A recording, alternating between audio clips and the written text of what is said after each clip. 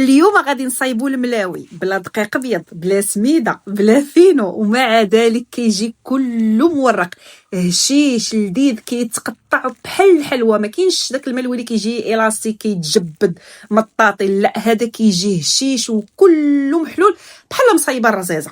باش غنصايبوا هذا الخير غادي نصايبوه بالمسمد النواره ديال ليكسور ماركه مغربيه رائعه، كلشي كيجي بها ناجح، كلشي كيجي بها ناضي. كنجمع العجينه كندلكها غير دليكه خفيفه صافي، كندهنها بالزيت ونخشيها في بلاستيكه ونخليها واحد 30 دقيقه وكنرجع لها. ما شاء الله شوفوا ليا ليلاستيسيتي كتولي مطاطيه بحال ما عرفتش شحال وحنا كندلكو فيها. صافي كنقسمها على حساب انت واش بغيتيهم كبار ولا صغار، درتهم غير صغار. وديجا انا عاجنه عجينه اخرى فهمتي دايره بها ملويات كبار مخليهم في الثلاجه باش نوريك الملوي الكبير كيفاش كيجي. كنطلق مزيان بطبيعه الحال وكندهن بالزبده بوماد حتى هي سر من الاسرار ديال التوراق.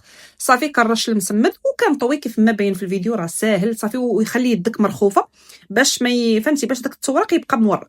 صافي كنخليهم يرتاحوا. شو هالكبار هادو ديجا كنت مصايباهم، وهاد العجينه كتجي هشيشه حيت دايرين ضروري نصوص فيها فكتجي رائعه. وخلاص المسمد ديال ليكسور راه كيجي لذيذ صحي بلا دقيق ابيض، يعطيك هاد النتيجه ضروري تجربوها البنات، كيجي هائل. هانتي الملويه الكبيره انا بغيت غير باش نوريكم الكبير ثاني كيفاش كيجي، عرفتي شحال هشيش راه ما يمكنش، وشحال مورق والصحه والراحه.